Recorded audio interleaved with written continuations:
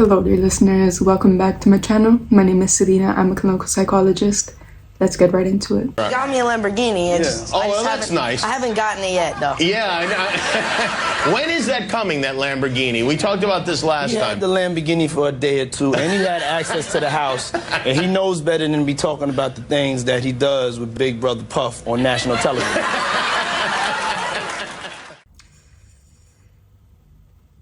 So right off the bat, the age difference is of course something that is very alarming, because someone who's in Justin's age at that time is by far not as matured and developed as someone who would be as old as Diddy was in this video. And what that means is that the person in Diddy's position will automatically have more power over the other person because they have more life experience, they might have better negotiation tactics, or they might know what to say to induce a certain reaction or feeling in the other person. So that alone creates an incredible vulnerability to a power dynamic if that person also wants to misuse that power that they might have in that situation. What I know so far is that he's been alleged of throwing these parties that he calls freak-off parties, where he apparently spikes people's drinks so that they fall unconscious and so that he and other people can take advantage of them. And those are not the only accusations. Allegedly, there were victims as small as 9 years. He has also been accused of filming those parties without consent of the people that were involved and used them as blackmail material. So there are a lot of heavy accusations, and with those accusations, people have dug up some things from his past, and the relationship with Justin Bieber definitely stands out because they started to engage with each other when Justin Bieber was really young. I think only 14 or 15, something along those lines, when he was more than 40 years old already at that time. So I have some bias when I'm looking at that video, taking all these things into account, but I think it's also important that I use my prior knowledge so I can more accurately pinpoint to the things that stand out in that video. And I will just go back quickly. And he knows better than to be talking about the things that he does with Big Brother Puff on national television. So obviously the crowd is laughing to what is happening between them because it's a talk show setting. They have probably been joking about other things before, so the mood is probably quite elevated. Justin seemingly looks a bit uncomfortable but seems to be in good spirits for most part. So we shouldn't be thrown off by that and think that everything is just joking and good. Because if I just isolate P. Diddy himself, or if I just focus on him, I don't see any joking attitude in what he's saying. I don't really see him smiling. He's very assertive. I do also think that it comes across quite threatening. And obviously he's telling Justin very clearly that he shouldn't talk about these things in public. And the next thing that stands out is that Diddy, behind the scenes, already told Justin Bieber to not talk about these things. And that is definitely very alarming, because what does it mean to ask someone to not share something? They're afraid of exposing certain parts about themselves. And if you were not afraid of anything being exposed or anything coming to the surface, why would you tell him beforehand to not share those things? Now, one possibility obviously could be that P. Diddy wants to be private in general and maintain that privacy, but taking into account what we know already, it's way more likely that he knows that things happened that were not supposed to happen, and that Justin is not supposed to share those on air. Now, this example, or the thing that Justin has shared, is seemingly innocent. So we might think, why is Sean Diddy already exuding this control over Justin in this situation? Because that demotivates a person completely to open up about anything related to him. And that's something that we really need to keep in mind, because sexual, emotional, or control, manipulation, those things are not always those big, grand criminal offenses. Usually there's a lot of small acts that lead up to a person having established that power dynamic or that control over the other person. And it can look like controlling what someone is saying in certain environments. It can look like isolating someone from their friends and family. It can be intimidation. It can be threatening, or saying stuff like, I will promise you to do this and this as long as you keep these things a secret. Or it could be making Justin feeling shameful or guilty about certain things, such as sharing what happens behind the scenes with other people. And applied to this situation, it would mean that Sean Diddy would really establish the narrative that if Justin says something, it will greatly upset P. Diddy or hinder their relationship. And especially for someone at Justin's age, being afraid of someone's reaction or them being upset can be a great enough motivator to keep quiet. And it might even be that Justin at that age didn't know, if allegedly things happened behind closed doors, that those were not supposed to happen. Because a child can be really trusting of the mentors or the adults in their life. Most likely they will not want to assume that the mentor or the adult in their life has any bad intentions, because that's the last thing that they want to believe. They want to trust. So quite often they might not even be aware of what exactly is going on. Even if they are abused or mistreated or manipulated, their primary instinct will most likely not be to assume that they are being harmed, but somewhere deep down they might have a feeling that it's not right. So that really shows how vulnerable someone can be when they're that young, and when there is this power dynamic, especially with a person like Sean Diddy, who has a lot of wealth, who has a lot of power in this industry, and who controls certain aspects of Justin's life, like a record deal or him being in the public. I also find it really interesting how open Sean Diddy is with this assertive nature and this controlling nature that he has on live television.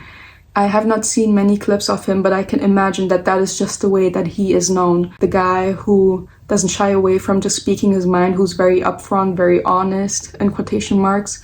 So that could also be a reason why people didn't really catch onto it at the time where it happened. I can imagine that at that time people didn't really understand that this is not a joke, this is a threat, or this is something that points to something very serious, especially if Justin's reaction is rather like uncomfortable, jokey. But again, with the lens that we have now, also understanding how much trauma Justin really endured in the music industry, it is completely unsettling to see this footage. So there has been another video that I came across. It's called Justin Bieber's 48 Hours with Diddy. Yeah, so as soon as you turn 16, you know what I'm saying, I'm gonna let you rock this every time you come to LA. Yeah, this gonna be yours. So every time you come to LA, it's a little dusty, but you know, come get the front shot of this. Man. Minute. Woo. Okay. Okay. All right, so I'm gonna be driving this next year. Yeah, when you get 16, you come down there, you gotta, you know, wear your seat. I mean, I'm 15. You could ride in the passenger seat. I got my permit. Not yet. No.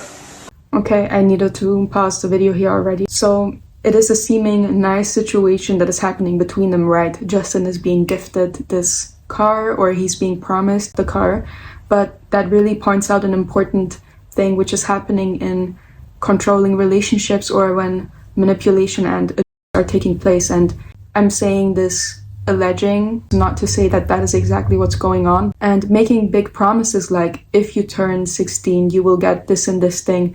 Obviously a person will feel obligated to stay in a relationship to be able to get this thing that is promised to them.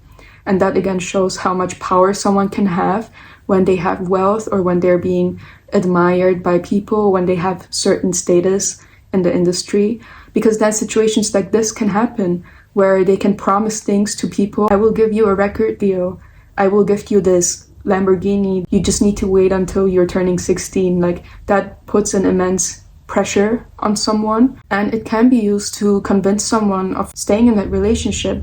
Because what does it also mean? A person will commit, and they might have already invested so much time and effort in this relationship that it almost seems like a bad decision to take a step back from that relationship. So I can imagine that for Justin, especially taking into account his age, it just doesn't seem like a good idea to take a step back from this relationship, because you're being promised these big things. You have already invested so much time in this relationship. You want to believe that they have the best interest in mind, because in a way you are juggling around with the question, why would they gift me these things? Why would they behave so nicely to me if they were such a bad person? But that is a part of manipulation, that they will say something, but they will intend to do another thing. So it might look like Sean Diddy wants to gift something to Justin, wants to be a nice person, but what he actually wants is to control him and to make him dependent so that he can keep on doing the things behind closed doors that he wants to keep on doing. So again,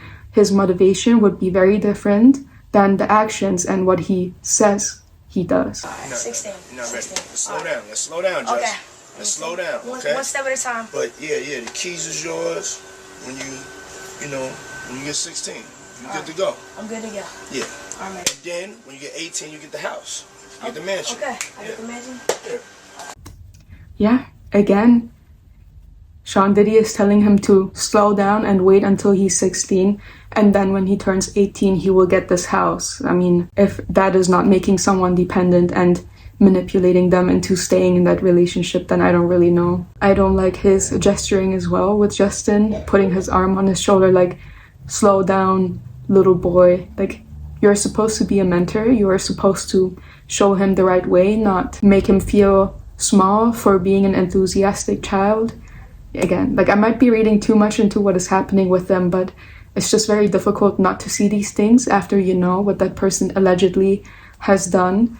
So just getting a lot of bad feelings, and I'm feeling quite sad for Justin as well, because you can see that he's just a young boy who's excited about things, who doesn't really understand how bad people can be, who just sees people and their behavior and assumes that they have his best interests in mind. It's just heartbreaking. You need to have adults around you that can estimate well which people to interact with and not, because otherwise you might have someone who can just misuse their position in the relationship. So where are we off to now? Where would you like to go? I mean, wherever you want to go. Where are we going? So check this out, yo. Justin, you ever seen the movie 48 Hours? Right now, he's having 48 hours with Diddy, him and his boy. They're having the times of their lives, like where we hanging out and what we doing. We can't really disclose, but it's definitely a 15-year-old's dream. I have been given custody of him. He signed to Usher. I'm signed to Usher. I had legal guardianship of Usher when he did his first album. I did Usher's first album. I don't have legal guardianship of him, but for the next 48 hours, he's with me. So and we gonna go full crazy. I'm going crazy. Crazy. I'm taking this out tonight. What you want to do? What you want to do over the next 48 hours? 48 hours. Let's go. Let's just go get some girls. Let's go hang with some girls. A man after my heart. That's what I'm talking about,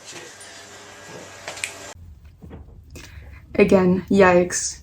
And I do also want to point to what Sean Diddy did in this clip, which is to basically prime Justin's emotions about the situation. He was saying, oh, this is every 15-year-old's dream, what is happening. And it might be the case that Justin feels that way about it, but it can really instill that thought in him or solidify it when he hears that from Sean Diddy. Like, oh, I'm being granted this life that everyone dreams of, that I'm having now. Of course, that would make someone feel like they're owing something to the other person, or like they have been given this unique opportunity, so they need to hold on to that relationship.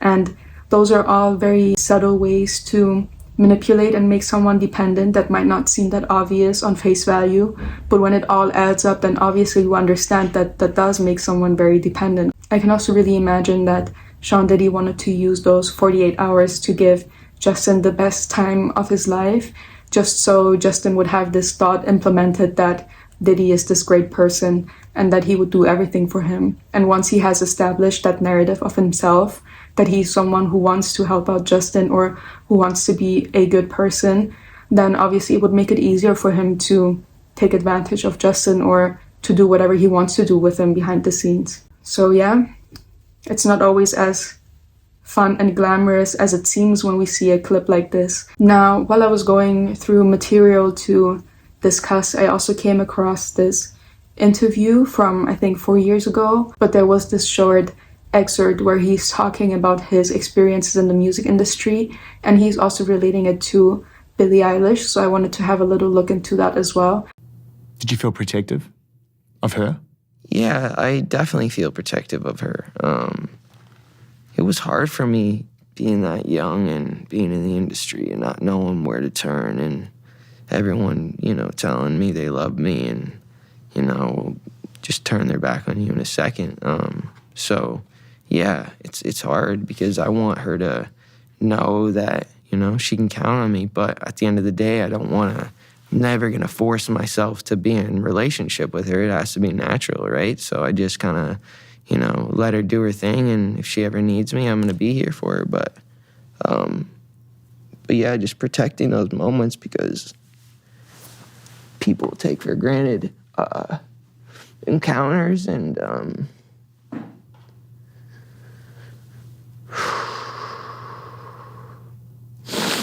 yeah. So yeah, I just want to protect her, you know. I don't want her to lose it. I don't want her to, you know, go through anything I went through. I don't wish that upon anybody. So yeah, if she ever needs me, I'm just a call away. Wow. Yeah. That's powerful. It's really beautiful and saddening to see how vulnerable he really got in this interview, sharing his experience. And he's not getting very detailed about what happened, but you can definitely tell the pain that he still feels just recalling his experience in the music industry, just being so young and not having anyone that really had his back, and him just having painfully realized that with time. I think you can really see that portrayed in his body language as well. The way that he's holding himself, making himself smaller, looking to the floor, not keeping any eye contact. If that doesn't speak for his pain and discomfort as he's recalling these things, then I don't know. And it's also quite beautiful that he feels so protective of Billie, and you can really tell that he's in a way transforming the hurt and the trauma that he has experienced into something more positive and productive, such as helping someone else. And it's great that he's offering his help to her. I don't know too much about their relationship, but I think I have seen a clip some time ago that Billie has been quite a great fan of Justin when she was younger. So it's nice that they found each other in such a way that he feels so protective of her as well. And again, my heart is breaking to see that because Justin is an adult now. He has understood what was really going on, how people have mistreated him, abused him when he was just so young. And I also know that people had quite a negative sentiment towards Justin Bieber at some point in his life when he was younger. I even noticed that when I was younger myself, that people were either really liking him or really hating him for his music videos and for the way that he acted, although he was so young, and other people had custody over him and basically managed his life. So it's incredibly heartbreaking. It makes a lot of sense that he would struggle with mental health and with the after effects of what he went through. And it's good that he's speaking up. It's good that he's sharing his story, because now we're slowly starting to understand what happened with him. But there are so many other people, so many other artists, and just regular people in general that are going through similar things behind closed doors. And if we speak about it, if we hear people's stories, if we look at these situations, then we might understand how they translate to our lives. We might notice certain unhealthy dynamics that we have in our lives, or we might pick up on it with other people and try to offer a helping hand. So it's good that we educate each other about it, and that we see that every person can struggle with mental health, that they can experience traumatic things. Also people like Justin Bieber who are in public eye and who are famous and who seemingly have it all. So it's good to hear that from him. And again, my heart is breaking for him. Okay, everyone, so that concludes this video. Let me know what you thought about these clips, about Justin Bieber's and Sean Diddy's dynamic, about my analysis. I'm really curious to hear what you have to share and if it resonated with you, any other thing that you would like to add. And don't forget to like and subscribe to my channel for more videos like this one, because it definitely helps me out a lot. And otherwise, I will see you in the next video. Take care.